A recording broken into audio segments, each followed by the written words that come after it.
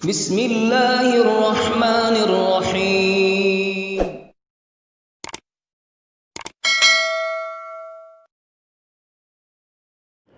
نحمده ونصلی علی رسولہ الکریم، اما بعد، اعوذ باللہ من الشیطان الرجیم، بسم اللہ الرحمن الرحیم۔ سب دیکھنے اور سننے والوں کو السلام علیکم۔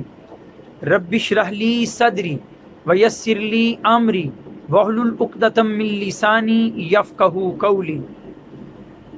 آج کل ایک سوال بڑی کثرت سے مجھ تک پہنچ رہا ہے، خاص طور پر بچیاں اور خواتین یہ سوال مجھ تک ارسال کر رہی ہیں کہ جب لپسٹک لگائی ہو یا جب نیل پالش لگائی ہو تو کیا وضو ہو جاتا ہے، نماز ہو جاتی ہے؟ میں ایک لفظ اس میں اضافہ کر دیتا ہوں کہ جب لپسٹک، جب نیل پالش یا جب مہندی لگائی ہو تو وضو ہوتا ہے یا نہیں، اور نماز ہوتی ہے یا نہیں۔ ایک اصولی بات پہلے قرآن مجید کی روح سے سمجھ لیجئے۔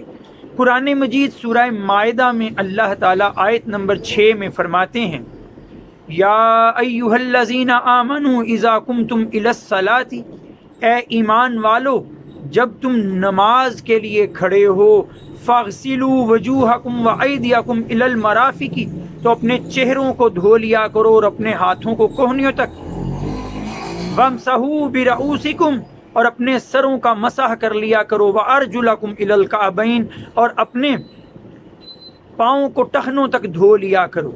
اب یہ 4 واجبات اس میں کہے گئے جس میں ہاتھ بھی شامل ہیں، ہاتھ بھی کوہنیوں تک دھونا لازم۔ اور جب کسی شے کے غسل کے لیے دھونے کے لیے کہا جاتا ہے تو اس کا مطلب یہ ہوتا ہے کہ کوئی حصہ وہاں خشک باقی نہ رہے۔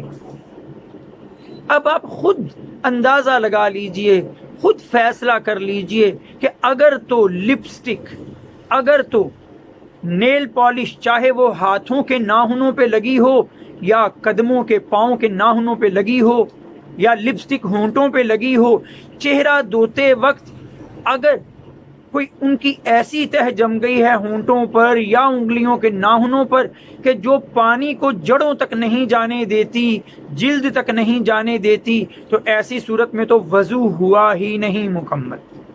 اور جب وضو نہیں تو پھر نماز کی تو صورت ہی نہیں بنتی۔ پھر ہاں، اگر کوئی ایسی ایجاد ہو چکی ہوں لپسٹکس یا ایسی نیل پالش جو صرف اور صرف رنگ کا کام دیتی ہوں، جیسے مہندی لگائی جائے اور جب وہ دھو لی جائے، اتار لی جائے تو صرف رنگ باقی رہ جاتا ہے اور وہ جڑوں تک یا جلد تک جانے سے پانی کو نہیں روکتی، تو ایسی صورت میں بلا شبہ وضو بھی مکمل ہوگا اور نماز بھی۔ لیکن جہاں تک میری معلومات ہیں ناقص، اس میں یہی ہے کہ نیل پالش لگانے سے اوپر ایک تہ بن جاتی ہے ناخنوں پر جو جلد تک پانی کو جانے سے روکتی ہے۔ اگر ایسا ہی ہے تو پھر وضو نہیں ہو پاتا، کیونکہ ایک حصہ جلد کا دھونے سے رہ گیا، اور جب کوئی حصہ رہ جاتا ہے تو وضو ادھورا ہے، بلکہ ہم وضو ادھورا کرنے پر عذاب کے مستحق ہوں گے۔